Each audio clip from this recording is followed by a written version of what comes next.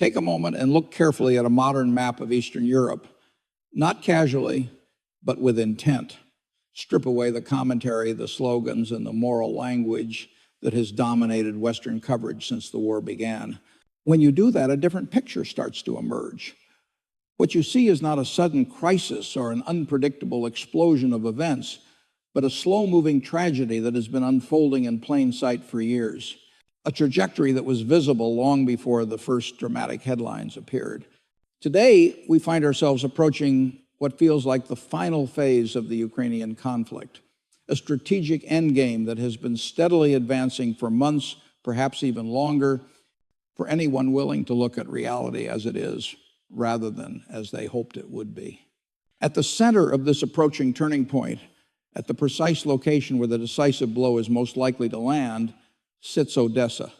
The city is not just another dot on the map. It is the fulcrum upon which Ukraine's future now balances.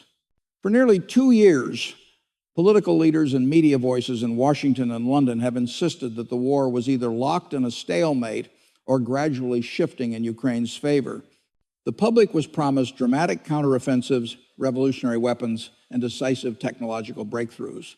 Abrams tanks and F-16 fighter jets were discussed as if modern warfare functioned like a video game, where a single upgrade could override geography, population size, industrial capacity, and logistical depth.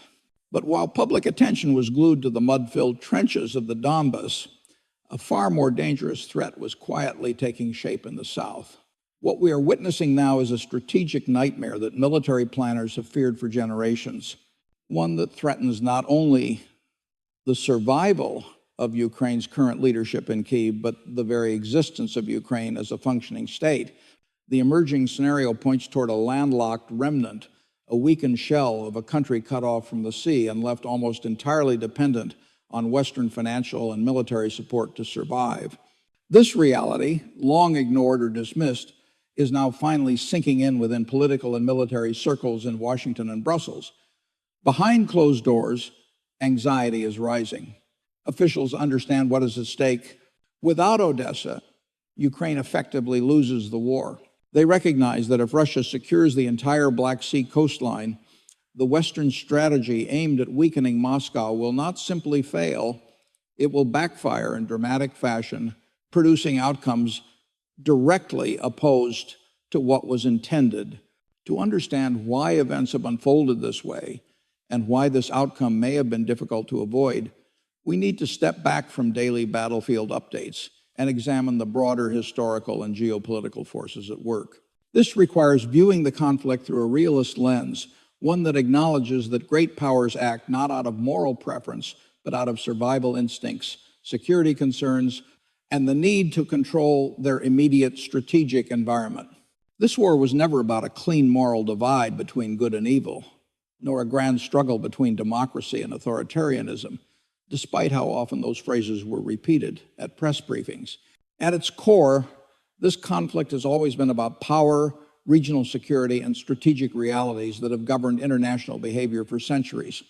Russia's long-term strategic focus has centered on one overriding concern: access to warm water ports. From Peter the Great through Catherine the Great, Russia's expansion toward the Black Sea was driven not by abstract imperial ambition, but by economic necessity and military stability. Odesa is far more than a city. It is the primary gateway through which the agricultural and industrial output of the region reaches global markets.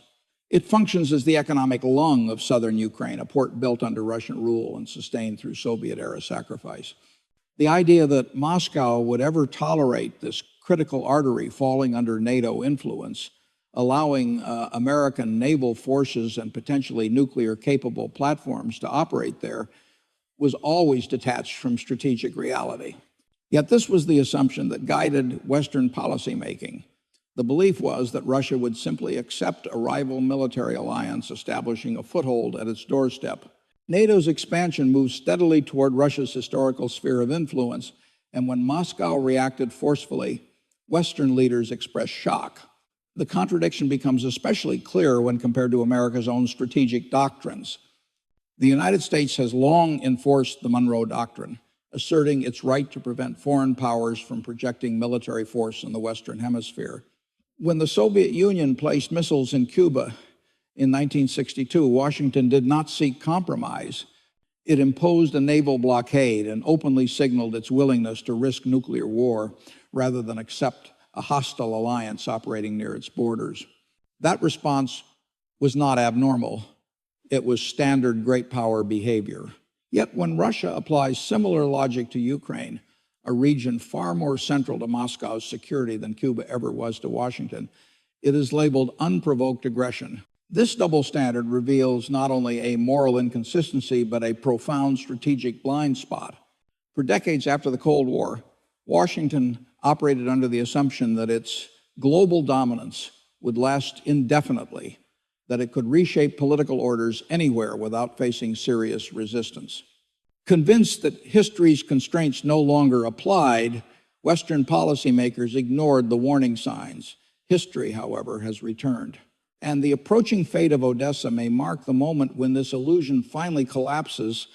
The likely loss of Odesa represents far more than a tactical setback. It marks the collision between NATO's expansionist ambitions and Russia's refusal to tolerate what it views as an existential threat along its southern flank. What makes this moment especially tragic is that none of it was truly unavoidable. A neutral Ukraine, positioned as a bridge between East and West rather than a forward operating platform for one side, could have existed. That option was real, but it was deliberately rejected. American policymakers pushed for full alignment, dismissing neutrality as weakness and compromise as appeasement.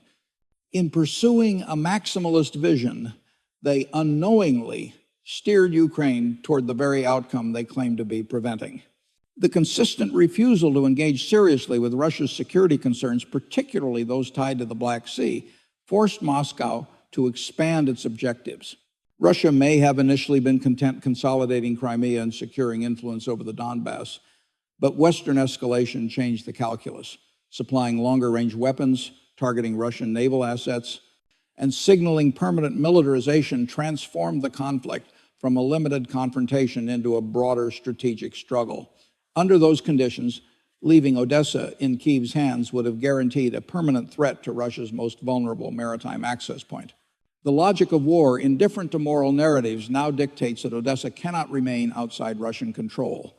Western leaders insisted that flooding Ukraine with weapons would increase its security. In practice, it did the opposite. Each new delivery raised the stakes, hardened Russian resolve, and narrowed the space for negotiation. Ukraine now stands on the edge of losing its coastline, its economic independence, and its long-term viability as a sovereign state. As Russian forces advance methodically and Western stockpiles shrink, this unfolding offensive highlights the limits of American influence more clearly than any event in recent memory. It signals not a lack of resources or firepower, but the erosion of Washington's ability to shape outcomes in regions where rival powers possess stronger interests and deeper resolve. This looming defeat is not simply a military failure. It reveals something far more consequential: the diminishing effectiveness of Western coercive power in the 21st century. For years, American policymakers believed they could bend adversaries to their will through financial pressure alone. Freezing assets, cutting off access to banking systems, and mobilizing allied sanctions had become the preferred instruments of statecraft. Early in the conflict, sanctions against Russia were marketed as an economic knockout blow. Officials predicted currency collapse, runaway inflation, and a sharp contraction in Russia's economy. Analysts spoke confidently about social unrest and even regime change. These forecasts were delivered with certainty, yet they were deeply disconnected from economic reality. What unfolded instead was a demonstration of resilience that caught Western planners unprepared. After an initial shock, the ruble stabilized, markets adjusted. Industrial production surged, particularly in sectors supporting the war effort. Today, Russia's economy is growing faster than several major Western economies, including Germany and the United Kingdom. Shelves remain stocked, inflation is stabilized, and factories are operating at capacity. Russian arms production now outpaces the combined output of NATO in key categories such as artillery, drones, and ammunition. This stark gap between expectation and outcome exposes a systemic failure in Western strategy. Sanctions that once produced dramatic results against weaker, import-dependent states were assumed to work the same way against a resource-rich, industrially capable power. That assumption proved false.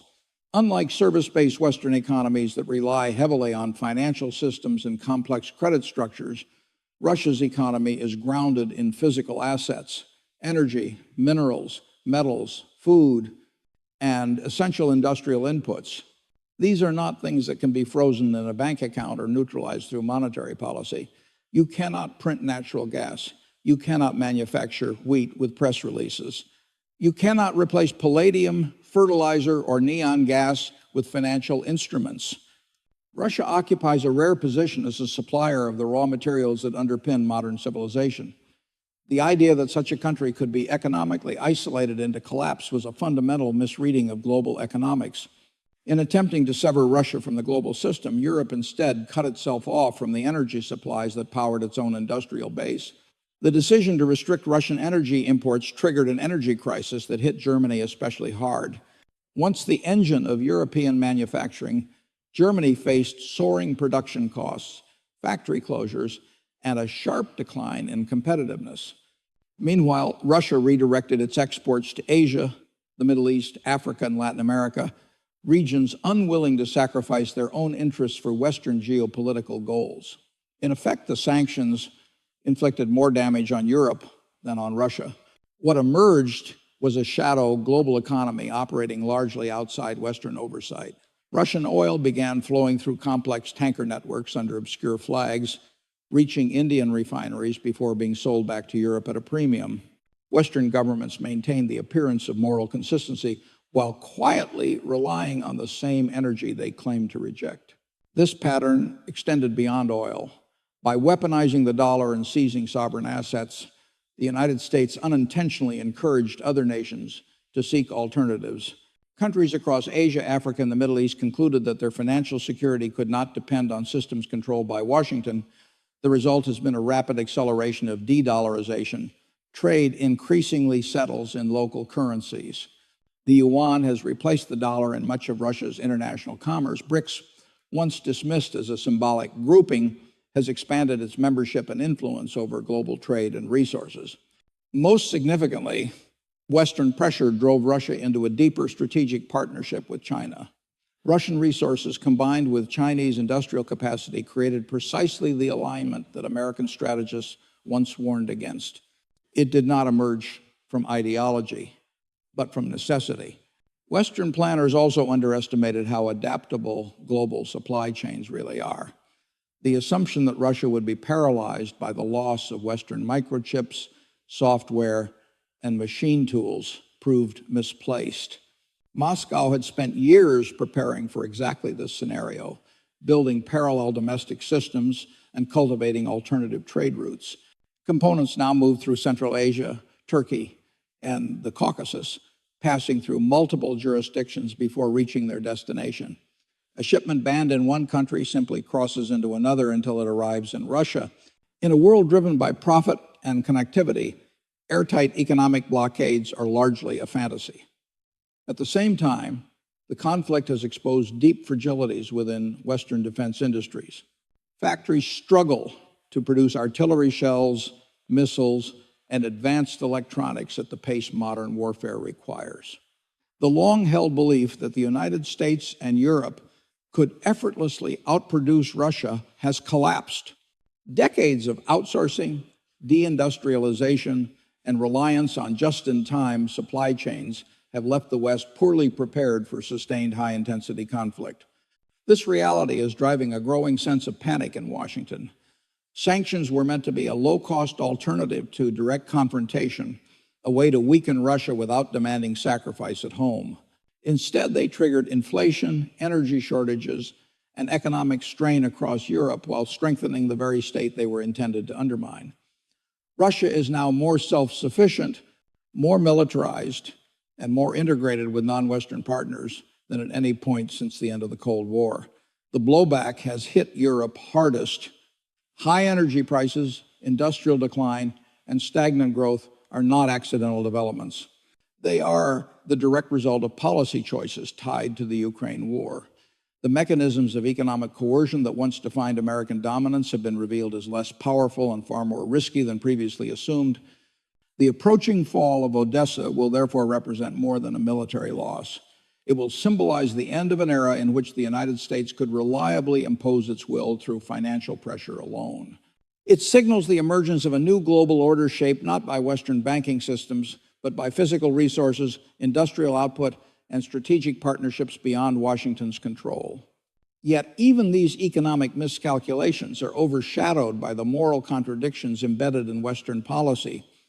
American leaders consistently frame their actions as a defense of freedom and democracy, but when measured against historical precedent, that narrative quickly unravels. Time and again, the United States has intervened not to protect vulnerable nations, but to use them as instruments in larger power struggles. Countries are encouraged to take confrontational positions they are not equipped to sustain, promise protection and prosperity, and then left to absorb the consequences. Ukraine is not an exception. It is the latest case in a familiar pattern. Iraq was invaded under the banner of liberation, justified by claims that later proved false. The result was state collapse, prolonged violence, and regional instability that persists to this day. Libya followed a similar path. Military intervention was presented as a humanitarian necessity, yet it dismantled the state, destroyed infrastructure, and plunged the country into chaos. A nation that once enjoyed relative prosperity became a patchwork of militias with open-air slave markets emerging in the aftermath. Syria's war unfolded along the same lines. In an effort to weaken regional adversaries, Western powers and their allies flooded the country with weapons, many of which ended up in the hands of extremist groups. Cities were reduced to rubble, millions were displaced, and the conflict was prolonged far beyond what might have been avoided through diplomacy. These interventions were not driven by a commitment to democratic values. They were guided by strategic calculations cloaked in moral language to shield policymakers from accountability. Ukraine now occupies the same role. Western governments encourage Kyiv to abandon neutrality, to reject compromise agreements that might have prevented war, and to believe that NATO backing would guarantee its security.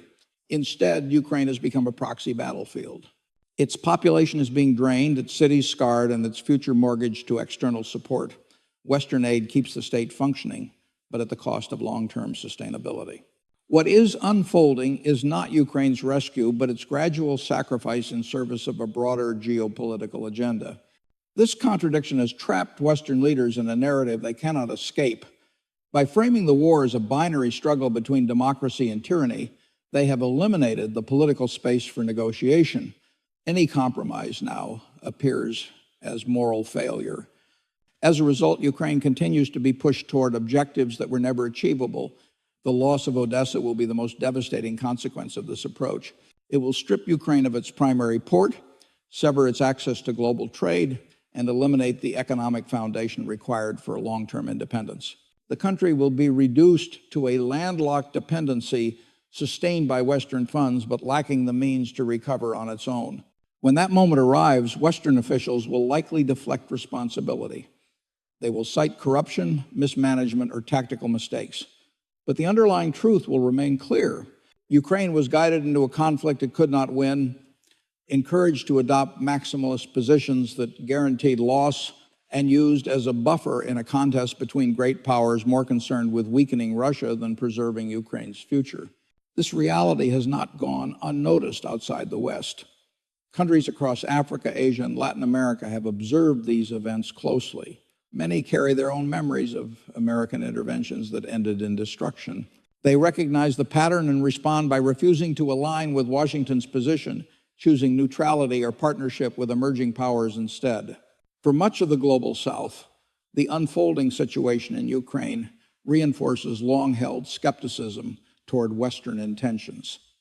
Nations across Africa, Asia, and Latin America have lived through decades of foreign interventions justified by lofty rhetoric and followed by instability, economic collapse, or political fragmentation.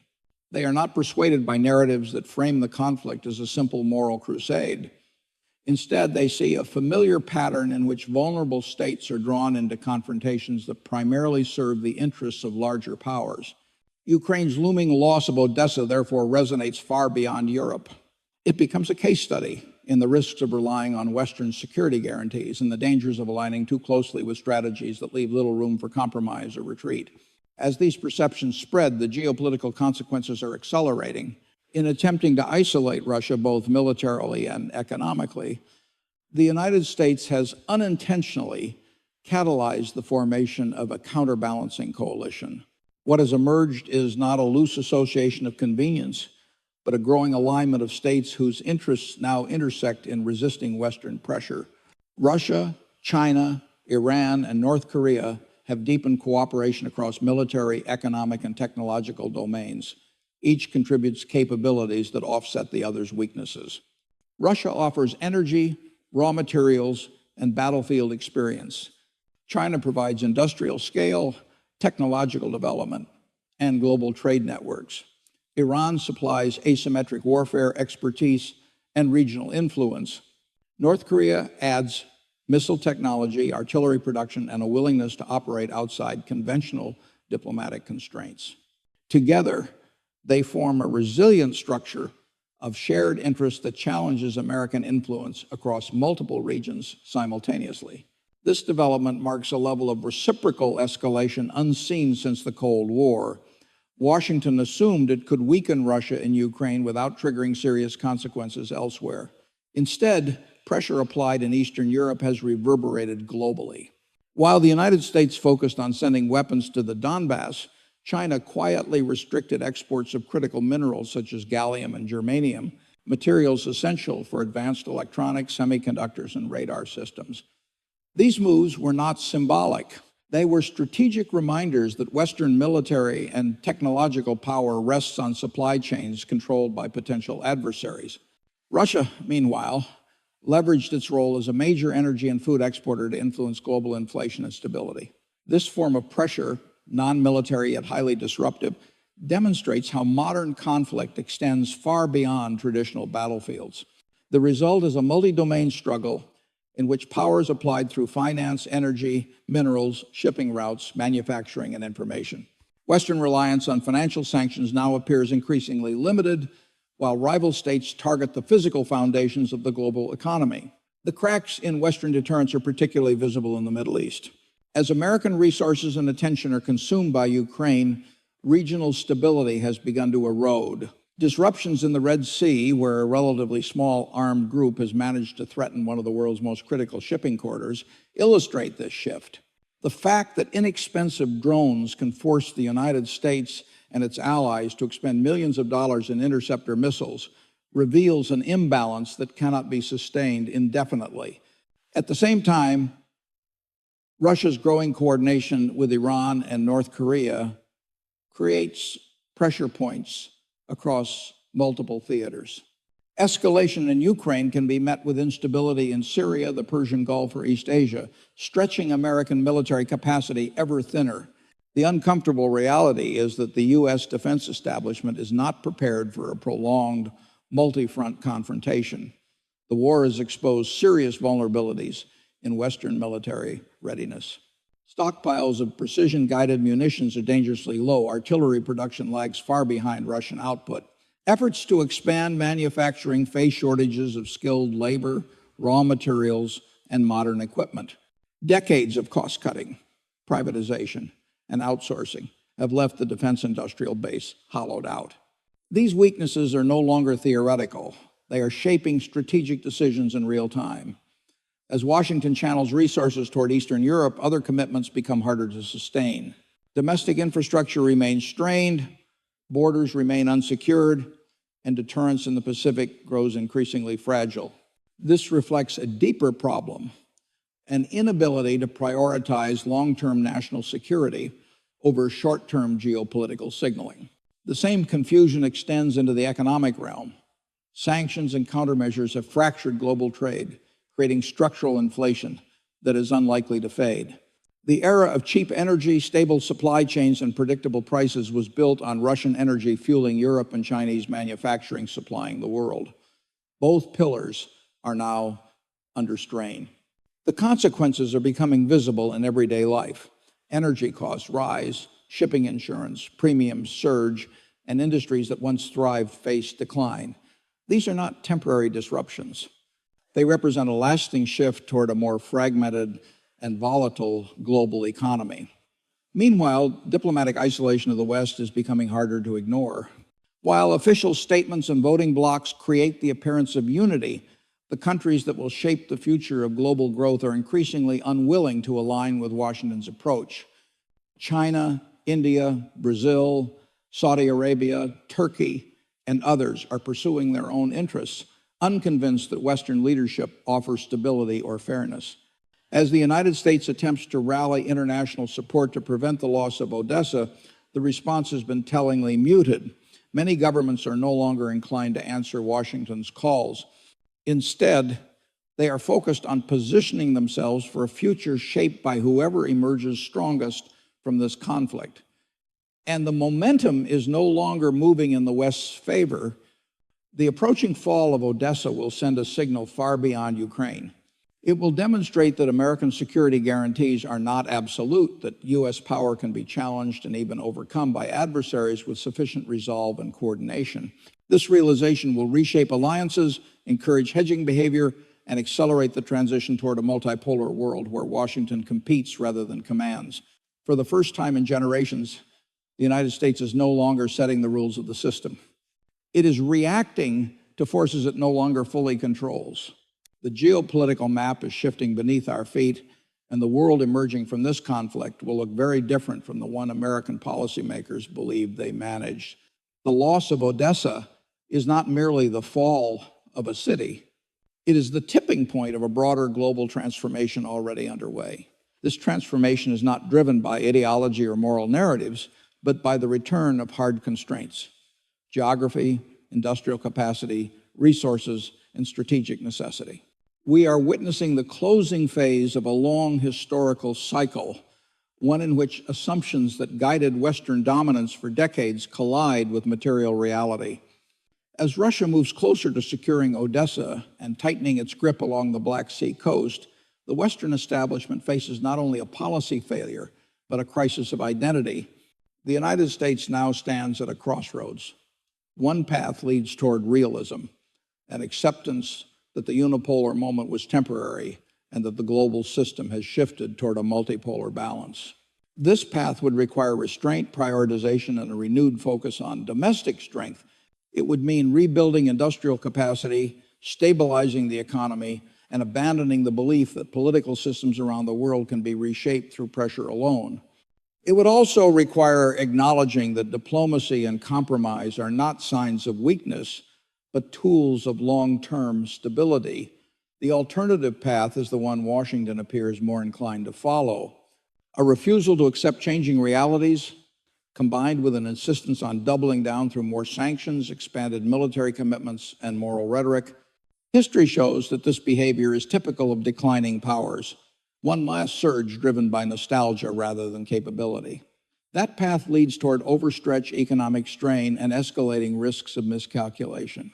Ukraine has become the symbol of this deeper confusion. In trying to preserve the image of American dominance, Western leaders have consumed vast resources, depleted stockpiles, exposed industrial fragility, and strained alliances. They believed moral framing could override the physical limits of power. Instead, Ukraine was guided into a war it could not sustain. Promised integration into NATO and Europe, it received devastation, mass displacement, and an economy dependent on external aid. A country that might have served as a bridge between East and West has been reduced to a fractured buffer zone, its borders and future shaped by forces far beyond its control. Odesa's fall will stand as the physical marker of these choices. Geography still governs war. Ports cannot be defended by speeches, supply lines cannot be maintained through slogans, and influence cannot be preserved through narratives that collapse when tested against reality.